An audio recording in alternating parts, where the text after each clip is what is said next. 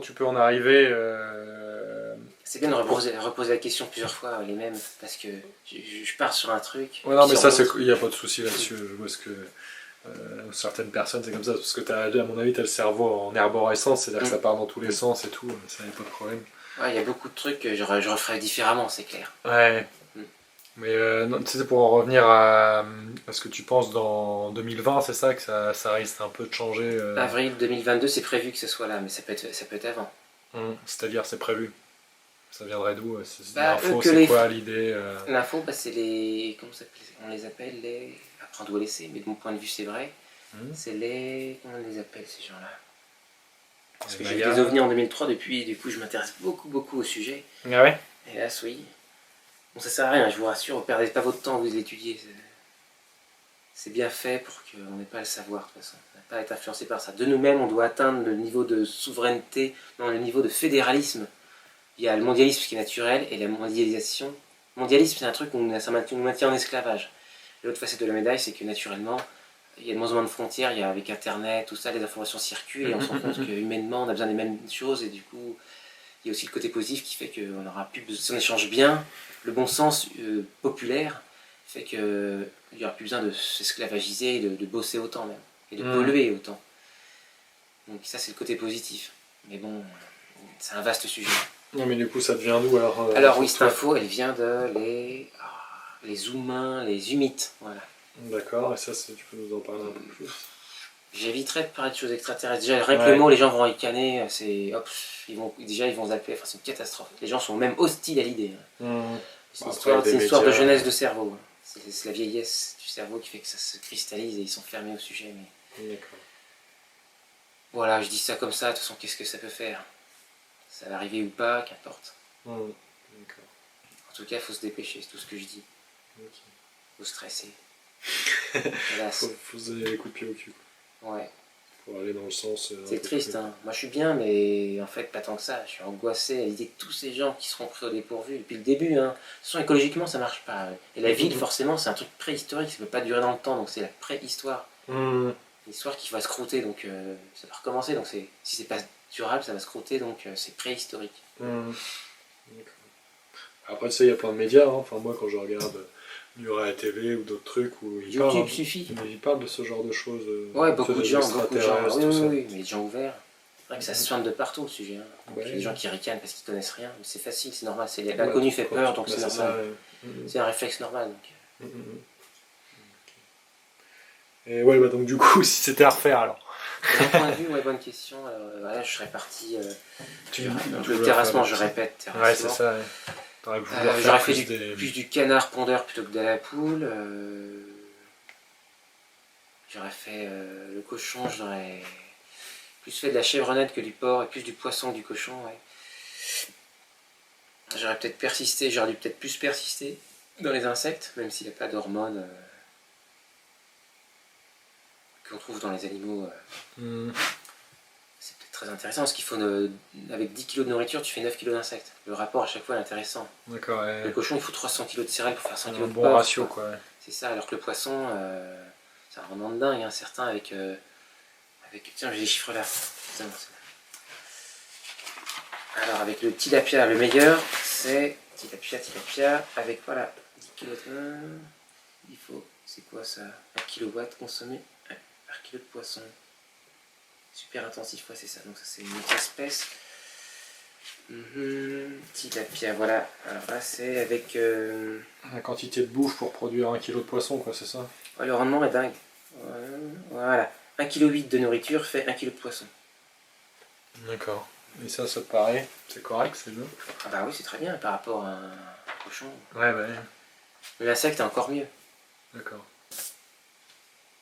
Et l'insecte, il y a quoi comme insecte pour être intéressant? L'un des meilleurs, ce serait la mouche du soldat noir, le Black Soldier. Donc l'avantage, c'est qu'il peut flotter. Donc tu peux le mettre dans l'eau, il mange tout ce qui flotte en végétation, il mange tout. Pelure de trognon de chou, tout ce qui est très dur même. Hein. Ah ouais.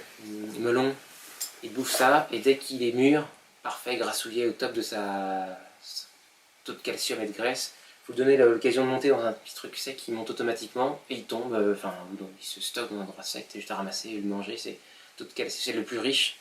Et ça Très t'aurais facile à besoin de élever. l'enfermer dans quelque chose Et ou... il peut se naturaliser, il n'embête personne. D'accord. Et ça s'appelle comment, t'as dit? La mouche du soldat noir, le Black Soldier. Puis ça se mange comment, là? Frit, cru. T'as déjà Je testé? ne l'aurais jamais goûté. Moi, je mangeais que le grillon, la sauterelle, le ver de farine, Morios. Puis donc c'est boosté en protéines, je suppose, c'est ça? C'est l'un des plus riches et les plus faciles à élever. Sinon, il y a le criquet migrateur. On On tu sais, va la faire dans le sud de mouche, la la France. mouche que tu parlais, la mouche du soldat noir. Ouais. Ça, c'est bon en protéines, c'est bon. L'un des plus riches, ouais. De toute façon, toutes ouais. les larves se mangent quasiment, à part évidemment la larve de la chenille processionnaire. Mais ils ont des taux de protéines. Les aborigènes, je crois qu'ils mangent 4 larves qu'ils trouvent dans le bois, là, et puis ça suffit pour l'alimentation par jour. Ouais. C'est bien, manger peu et très riche, c'est ça, tu vis longtemps, quoi. Ouais, dans notre société, on a Parce qu'on plutôt cherche, tendance, c'est l'état de satiété. Hein. Comme tu viens de finir de téter le sein de ta mère, tu es dans un état de. Comme après une jouissance, quoi. Tu t'endors. Ouais. C'est ce qu'on cherche, mais tu bois une tisane de sauge musquée, qui est la sauge scarlée, et bah t'as le même état. Donc tu manges un petit bol de riz minuscule, tu bois ça, oh t'es gavé. Ouais. T'es gavé, depuis combien de temps, je ne sais pas, mais en tout cas t'es gavé. D'accord, ok. Il faut savoir pourquoi on mange beaucoup, pourquoi on veut beaucoup se reproduire, pourquoi on veut. La raison des choses profondes, la cause profonde de notre mal-être, de notre bonheur. On se rend compte finalement, après on a des sujets névralgiques, quel est le but de la vie, comment faire pour. Qu'est-ce qu'il nous faut au minimal, quoi. On est pur, on est pur. Et on perd moins notre temps. C'est pourquoi, pour toi, on mange plus et tout, c'est qu'on a besoin de manger en C'est permanence. un truc compensatoire, c'est pour compenser nos petites névroses, quoi. On fume, on se défonce, on bouffe, on baise. En fait, ça, c'est compensatoire parce qu'on lustre pas tous nos chakras, donc on compense par autre chose. Il y a des choses inconscientes. Le shopping, c'est ça, le shopping. Voilà. On cherche pas la cause profonde du problème, du coup, on compense par autre chose. On met un voile dessus, n'importe quoi, une feuille, une vigne, du raisin, n'importe quel à cause de notre mal-être qu'on a au fond de soi, c'est ça? Ouais, c'est ça, ouais. On compense par plein de choses, notre souffrance. Essayer de jeûner, vous verrez que finalement, la bouffe, ça nous aide vachement moralement à tenir le coup. On est vite en état de souffrance, on est vite choqué, on prend vite personnellement les choses. Et on n'a pas de protection, on ne nous apprend rien, quoi. Donc on apprend tous nos dépens et on souffre tous individuellement parce qu'on ne connaît pas, on ne nous apprend rien. Et du coup, on prend personnellement ce qu'on nous dit alors que c'est le point de vue de l'autre, quoi. Ouais. Extrêmement facile. On est très suggestible. On est fragile, on ne nous apprend pas à être souverain, autonome. On nous apprend à être des consommateurs. Tu as une activité, tu bosses, tu dépends des autres. Alors que la permaculture, c'est apprendre à dépendre le moins possible des autres, respecter l'environnement et redistribuer les surplus. Il y a une histoire de... Est-ce qu'il y a un lien avec la nature, justement, avec ça? Le fait de... C'est du bon sens, on serait né à une époque, on saurait faire tresser, comme à une époque, quoi. Ils savaient tout faire, construire, élever, cultiver. Alors que maintenant, tu sors d'école, tu sais rien faire, quoi. Est-ce qu'il y aurait un lien, comment je pourrais tourner la question, ça me vient à l'esprit comme ça. Est-ce qu'il y aurait un lien, justement, tu sais, entre de dire que ce que tu es en train d'exprimer, ça serait vraiment la vérité pour être bien, que le chemin que prend monsieur, madame, tout le monde. Tu comprends ma question? Alors oui, ça y est, je vois. Parce que du coup, la nature, c'est la vérité. Donc, enfin, à la fois, on vient là, c'est difficile de dire ce qui est bien et mal, parce qu'on vient tous là pour diverses raisons, mais notamment l'incarnation, c'est aussi péter gras dans la matière. On vient tous croquer la porte, on aime la conquête, on aime prendre, un enfant qui te mord, il essaie de te mordre, l'amour broie. Et le côté spirituel éthérique, il dépend de moins en moins de la matière, il se détache de la matière et à la fois il est aussi dans la vérité, c'est une vérité comme une autre. Hein. Mais celui qui pète gras dans la matière, qui mord la vie à pleines dents, il va peut-être vivre moins longtemps, mais intensément, et ce sera un bon vivant. Alors que celui qui sera tout gris, tout fripé, il va vivre certes 350 ans, mais c'est un mec qui est mort il n'y a pas longtemps, avec une durée de vie comme ça, 356 ans, 256 ans, 256, mais il ne devait pas rigoler souvent. Mais il faut pas juger. Le mec que j'ai connu qui médite pendant 6 mois sans bouger, ça ressemble à un truc morbide. Mais de l'autre côté, c'est beaucoup plus vivant d'être dans son âme éthériquement. Les distances sont immédiates, tu vois à 360 degrés, c'est un autre délire. C'est hyper limité dans la matière. Mais on peut faire de ce corps aussi un moyen de On peut évoluer par par l'âme, par l'esprit, par la souffrance et par le corps et d'autres chemins. Il y a plein de méditations différentes, mais un corps épuré monte en fréquence, la culture nous fait monter en fréquence. Je dis pas que c'est le but, mais il faut faire un équilibre entre la dilatation, la contraction, entre le spirituel et la matière. Voilà, c'est une histoire d'équilibre. C'est Saint Benoît qui disait ça. Du coup, tu retrouves ça dans la nature. Si tu prends toi un être, ou moi un être humain et un arbre par exemple, est-ce qu'il y aurait une relation par rapport à ce que tu viens de me dire, tu sais, au niveau spirituel, je sais pas, ça me vient à l'esprit comme ça, c'est peut-être un peu bizarre comme question. L'humain, c'est le seul à se poser des questions, c'est le seul à pouvoir faire des symboles, par exemple, symboliser la vie. L'humain, c'est un peu c'est une anomalie. On va pas parler de ce que c'est génétiquement, et après, si on parle de l'histoire, ça va être, les gens vont péter un câble. Mais on dit en gros, on n'est pas une évolution naturelle. Il y a des Kazakhstan qui ont prouvé ça récemment, qu'un singe, il y a des trucs en nous qui montrent qu'on est. Il y a des parties de nous, des petits détails, qui montrent que ça ne peut pas évoluer aussi vite d'un coup. Comme on a dit, il y a des grosses anomalies. Même la Lune, il y a des anomalies, des trucs devant notre nez qui sont des anomalies totales, mais bon. Alors l'humain est quelque chose par rapport à la nature, c'est un peu une anomalie, mais à la fois il a son rôle à jouer. S'il y a le haut, le bas, il y a le bas, s'il y a le chaud, il y a le froid, et s'il y a conscience, il y a une conscience larvée quelque part, qui chemine. Il y a l'humain qui se pose des questions, qui naît en sachant rien, qui doit tout réapprendre. On est déconnecté de notre âme groupe, donc nous, quand on est, on ne sait pas marcher, on sait nager, tout ça, mais on le perd tout de suite après. Mais par rapport à un arbre, est-ce que tu vois, par rapport à ce que tu me dis, conscience, l'âme, c'est une âme groupe. L'arbre, donc ouais. lui, il sent quand une feuille se fait cramer ou qu'une de ses graines se fait écraser. Il sait quand elle va germer, même plus loin. Enfin, il sait. Les gens vont dire que c'est folklorique, c'est tiré par les cheveux, mais c'est prouvé par le mec qui a les détections détecteurs de mensonges. Il met des sondes sur les plantes. Le premier qui a découvert ça, là, j'ai oublié son nom, mais le détecteur de mensonges, il a fait ça sur les plantes et il a prouvé que les plantes pensaient et s'échangeaient des informations. Ouais, ça, tu nous en as parlé tout à l'heure. Il y a plein de petits détails qui montrent que voilà, la plante. Donc, c'est pas tuer une vache, c'est pas pareil que les gens ont du mal. Des fois, ils disent le truc habituel quand tu dis que t'es végétarien et que tu emmerdes les autres, ils vont dire ouais, mais manger une carotte, c'est comme manger un lapin.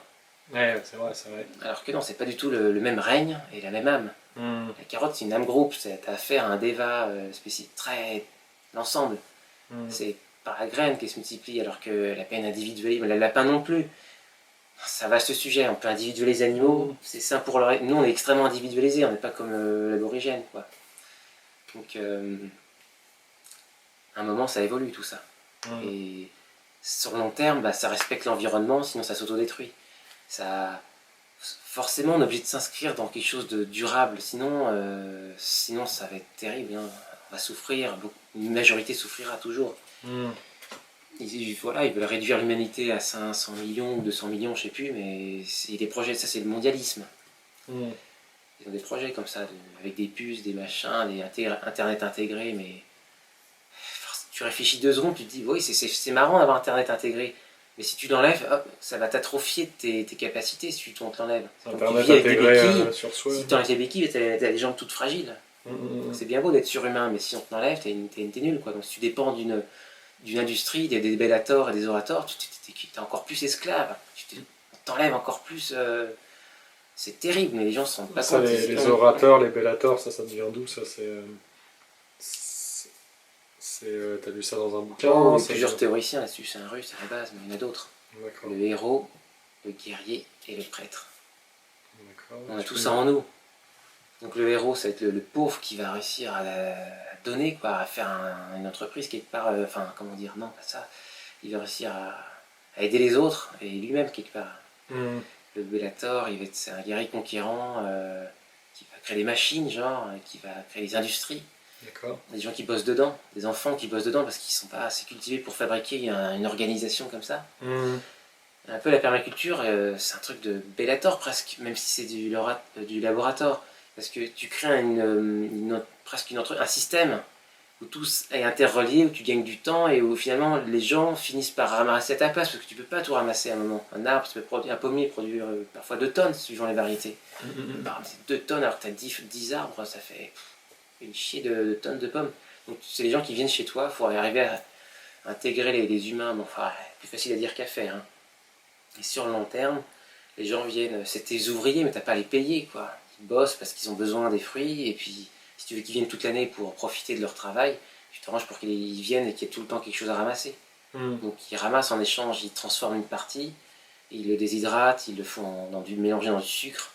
Comme ça, en plein hiver, il y a encore des trucs à ramasser, et les gens c'est les nomades qui viennent un peu tes esclaves, entre guillemets. Mais toi, tu t'émancipes un peu de la matière, tu peux même donner ça à tes enfants, c'est l'avantage de la méritocratie. Tu peux essayer, voilà. Tu deviens une sorte d'aristocrate du futur et intégrer, si la vie continue comme ça, bien, ce qui n'est pas forcément acquis. Et donc pour toi, on a ces 3 personnages-là en nous, quoi, c'est ça, Bellator, tout l'orator, c'est quelqu'un qui a l'intériorité, qui découvre le pouvoir de la pensée, des formes pensées, de la prière, de l'intention, de la télékinésie, des pouvoirs occultes, tout ça. Il y a des gens, ils sont étroits d'esprit, donc ils disent, ça y est, tu fais les vies, dès que tu as un pouvoir occulte, c'est satanique, tu cherches à être Dieu, quoi. Et donc il y a plus de gens qui vont plus être orateurs, ou ils vont plus dans ce sens-là, c'est ça? Il y a des gens qui sont plus dans les terres, d'autres que dans la matière. Ça se voit, ils sont souvent trapus, les maçons sont dans la matière. Bien qu'on trouve des contrastes saisissants chez les personnes. Mais globalement, on est tous feignants.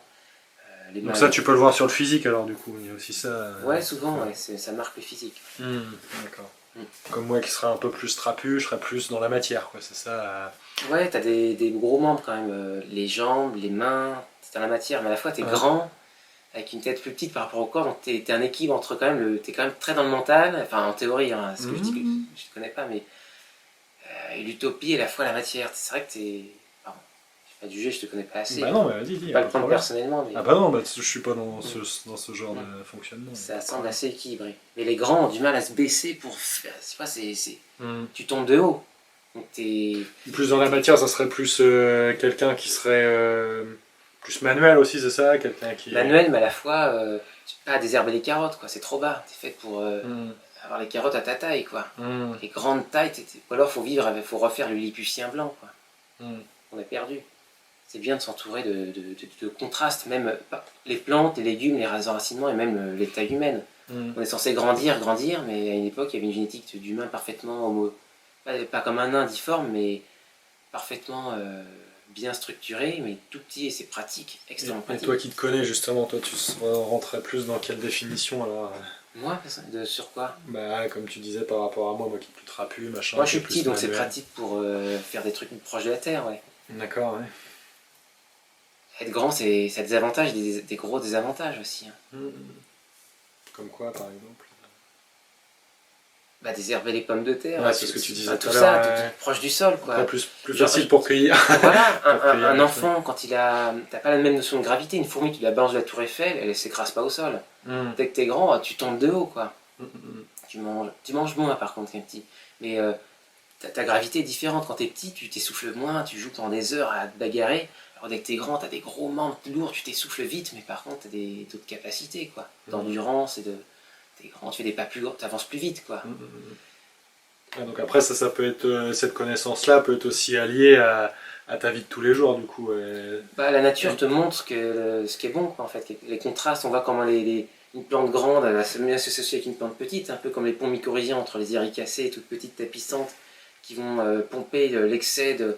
Les mycorhizes vont filer l'excès d'humidité de l'arbre qui est surgavé d'eau aux petites qui vont l'évaporer mieux. Et quand c'est trop sec, celui qui pivote profond, l'arbre, il va donner son humidité aux petites qui évite que ça s'évapore trop vite. Il y a vraiment, tout est interconnecté, c'est magnifiquement bien fait, donc évidemment que les contrastes sont sains. Ça, on est plus résilient avec des contrastes assez importants. Des contrastes importants, ouais, c'est-à-dire... Eau, terre, forêt, prairie. C'est là où l'activité est la plus riche, la chaleur, l'humidité, l'humus, le pH acide, un peu plus... Ouais, acide, c'est plus limoneux des prairies, humifères, des contrastes. Donc quand tu veux être bien aussi, parce que je pense que ça joue aussi sur le bien-être, ce genre de choses, si tu arrives sur ton terrain à voir un peu toutes ces choses-là, c'est très intéressant. Oui, même l'humain aime bien être en lisière de forêt, donc forêt, prairie. La vue, mais la protection, la fraîcheur et l'humus, etc. Le bois. On porte en nous la dualité quelque part. On veut, voilà, et à la fois la nature montre que c'est ce qui s'assemble le mieux, quoi. Mm. L'homme et la femme, c'est magnifique comme c'est complètement opposé, quoi. Même au Mm. niveau des chakras, les vortex énergétiques sont opposés. Mm. La femme est plus dans un milieu intérieur, c'est intéressant de le dire. Les gens vont dire que je suis sexiste, machin. Enfin, la femme gère mieux, elle organise mieux dans l'intérieur, elle voit mieux de près. Donc nous, on ouvre un frigo, on trouve pas, parce qu'on voit qu'un truc à la fois. Mais de loin, on voit mieux. Mm. Mais de près, on n'est pas adapté, quoi. Donc, pour ça, on paraît toujours handicapé. La société, même, on a des boulots dans des bureaux, en fait, on s'atrophie, on n'est pas du tout fait pour ça. Mm. On est fait pour cavaler, courir après un ballon, conquérir. Mm. Et Donc ça c'est vraiment un lien qui a un peu, qui pourrait fausser le bon fond, enfin, qui pourrait pas être très bon dans notre mode de société, c'est que voilà, on n'est pas en rapport avec nous, notre être, ouais, mais il y a la l'être femme. humain, quoi, c'est ça. Comme on est deux, on survit mieux avec deux opposés, pareil. Mm. Comme les plantes et tout le reste, quoi. Mm, mm, La femme nous force à l'hygiène, à l'organiser, à plein de trucs. Hein. Sans elle, on serait des singes, on se contenterait de rien. Hein. Je sais même pas si on se ferait de rien. mm. On arriverait à se cloner entre hommes. La dualité apporte l'équilibre, quoi. En gros, ça aide aussi à ça. On peut dire ça, ouais, c'est ça. Ouais. Et la femme supporte les grosses souffrances et pas les petites. La femme est extrêmement endurante, en fait. L'homme, c'est comme un cheval, il peut être très fort, mais pas longtemps. La femme, faible, mais constante. C'est pour ça que c'est les femmes qui tiraient les plus pauvres, c'est les femmes qui tiraient quand tu labourais, quoi. Mm. J'ai des preuves là-dessus. Ouais. Des témoignages des femmes, quand elles font acrobranche, elles durent super longtemps. Toi, t'es rapide, mais combien de temps? À un moment, tu tombes. La femme, elle piétine beaucoup, elle est dans la constance même, voilà, souffrance, à tous les niveaux, tout s'oppose, et c'est beau, et c'est bien de le dire, mais c'est tabou, quoi, et tout est tabou. Ils s'arrangent pour foutre dès qu'il y a une petite ligne de fracture, bah, ils appuient dessus. Entre pauvres, il faut qu'il y ait des pauvres de différentes couleurs pour qu'ils se foutent sur la gueule, pour pas qu'ils regardent que c'est piloté par en haut. Hommes-femmes, ils foutent une fracture pour qu'on finisse tous gays, et du coup, plus consuméristes, plus faibles, plus je sais pas quoi. Les choses sont bien faites, mais ils appuient sur les lignes de fracture. Les femmes, la femme, on dit voilà, tu vas t'émanciper, va bosser. C'est super, elle y croit, on y croit encore, le féminisme, super, l'émancipation. Mais bon, maintenant, il faut 2 salaires pour pouvoir louer un truc. Donc, et la femme, pour toi, il n'y a même plus le choix. Mais la femme. Elle n'est pas trop faite pour travailler, quoi, c'est ça, c'est plus s'occuper des enfants. Le milieu est différent. Hein. Les femmes, elles sont premier cercle, elles sont entre copines, famille. Nous, on est plus politique lointain. Qu'est-ce qui se passe dans le village voisin? Elles sont dans leur propre village, elles. Ça, c'est... Le village est matriarcal en théorie, mais à l'extérieur du village, c'est patriarcal. Il faut regarder ce que faisaient les Celtes. L'homme dépose des armes devant l'entrée de la maison, elle se soumet à la femme. Chez la femme, c'est... Même la femme peut avoir plusieurs mecs, hein, chez les Bretons, par exemple. Mais dès que c'est à l'extérieur, c'est autre chose. Tu sors du village, ça devient politique, ça devient extérieur. L'homme a la tête dans les étoiles, la femme est dans la matière. Ouais, un intérioriste. Tout est opposé. C'est magnifique. Ouais, on sait que c'est à l'intérieur, nous, il est à l'extérieur. Tout est opposé. Ouais. C'est fascinant. Ouais, c'est intéressant, ça. C'est un truc que je me suis pas plus intéressé, mais c'est vrai que c'est très intéressant. Pour en revenir un peu à tout ce qui est végétaux, tout ça, là, de quoi on pourrait parler un sujet intéressant, l'électroculture, tu sais.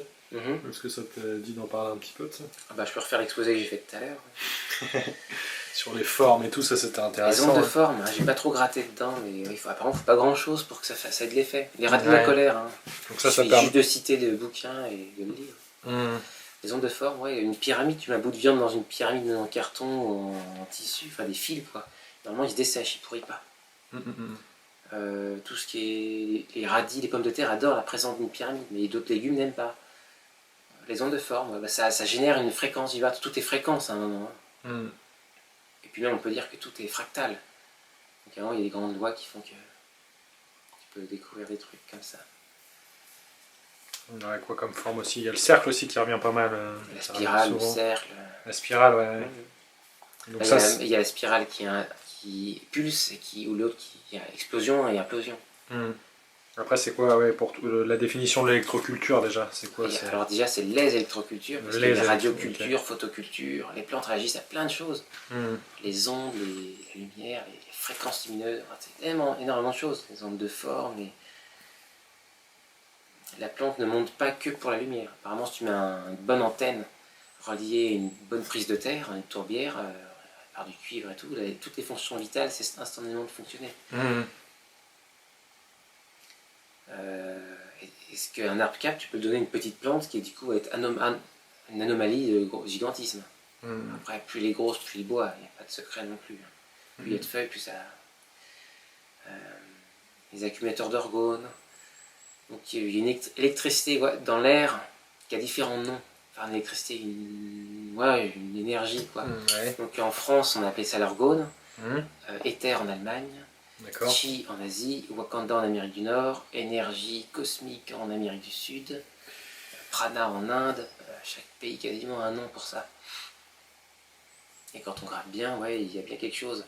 Donc le métal l'attire mais le repousse, et l'organique ne l'attire pas mais le fixe. Donc si tu fais des accumulations tu prends un bout de caoutchouc avec un grillage en cuivre, tu l'enroules, et bah tu as du courant naturellement. Parce qu'il y a plus ou moins, il y a une différence de pH déjà comme une batterie. En plus tu as organique, et il n'y a pas que l'électricité électrique qu'on connaît qui peut allumer une ampoule. Les gens ils envoient leur flux énergie vitale et ils arrivent à allumer une ampoule, quoi. Ça existe. Il y a des yogis en Inde, ils font germer des graines d'orge en un quart d'heure dans leurs mains. Le flux vital peut guérir, détruire. Mais du coup, c'est aussi par leur pensée, alors non, ils agissent... Le flux vital, c'est un peu comme une plante. La photo Kirlian, tu la coupes une feuille, tu prends une photo, il y a encore l'aura de la feuille. Non, mais si ces personnes-là, elles y arrivent, c'est qu'elles ont appréhendé une certaine connaissance, non, du coup... Pratiquer, c'est une sorte de concentration, c'est une discipline, Mais du coup, il y a une réflexion mentale quand même, ils doivent se dire quelque chose pour que ça se passe, non? Après, il en découle des choses naturellement, C'est plus le fait de la discipline qui découle... C'est une conséquence, la capacité que tu peux montrer aux autres. C'est toujours lié à une discipline. S'il n'y a pas de discipline, il te faut un bouquin, une bible, une religion pour dire ce qui est bien et mal, et après on en vient à des dogmes et des guerres. D'accord. Et ouais, donc du coup, je voulais parler un peu de l'Ormus. Alors l'électroculture, l'Ormus, c'est très lié à... Il y a tellement de choses à dire. Sur ce sujet. Qu'est-ce qui te vient à l'esprit? L'Ormus, c'est un bon sujet que j'ai un peu déjà discuté. T'aimes bien, d'en parler, t'as envie d'en parler? Ouais, j'aime bien, je trouve ça fascinant, mais je le pratique pas parce que ça m'intéressait pas de faire des gros légumes avec juste une petite poudre. Toi, c'est quoi ton kiff alors? C'est quoi que t'aimes faire? Une bonne terre noire avec plein de vide dedans, je trouve ça génial. Je sais qu'on peut parler d'Ormus, c'est génial. Alors qu'est-ce que c'est que l'Ormus? J'en ai déjà un peu parlé dans une vidéo, c'est tous les minéraux sous la forme éthérique. Donc c'est des particules monoatomiques ultra conductives qui se téléportent en permanence, c'est instable. Donc, si tu arrives à en faire sous une forme poudreuse, tu mets sur une masse, une balance, elle change constamment de... Donc c'est tous les minéraux, ça rejoint les minéraux colloïdaux. Le colloïdaux, c'est plus ou moins d'une batterie sur un minerai spécifique très pur qui fait des nanoparticules dans l'eau. L'argent, c'est le meilleur antibiotique. Donc c'est des minéraux... Les limbes des minéraux. C'est les... Je sais pas comment dire... l'âme groupe des minéraux, quoi. La matrice minérale. Là, tu arrives à la condenser. Tu fais un mort-vivant des limbes de la matrice éthérique des minéraux. Les limbes, quelque part de l'âme collective des minéraux. Si on peut parler d'âme. Donc l'avantage, c'est comme elle est semi-incarnée. C'est de l'énergie en fait, on revient toujours un peu. Ouais, mais déjà à moitié condensée. Donc c'est très facile pour une plante de l'incarner. Comme si tu mets une poule dans un environnement absolument sans calcaire, elle va quand même te faire un œuf en calcaire, parce qu'il y a une histoire de transmutation. Donc c'est plus facile d'incarner quelque chose quand elle est déjà à moitié là. Donc la plante, voilà, quand ça fait des conscience un peu, quoi. On pourrait parler de conscience, en fait. C'est bien incarné, donc c'est très facile de l'incarner, de générer de l'or alors qu'il n'y en a pas, mais comme elle est à moitié là, tu peux facilement elle apparaît, quoi. Les gens vont ricaner, mais bon. Donc ils ont vaporisé sur un noyer 5-6 fois de suite durant une année, et ça fait un noyer qui a fructifié dès la première année. Et ça, je l'ai déjà dit, les gens ont tiqué là-dessus. Ils ont qu'à regarder, même un chat qui avait la queue coupée, par accident, soi-disant, j'y crois, mais bon. Et la queue est repoussée, ce qui est vraiment pas possible. Mais bon, l'humain est capable d'anomalies aussi par ses capacités mentales. Mais l'Ormus y aide beaucoup.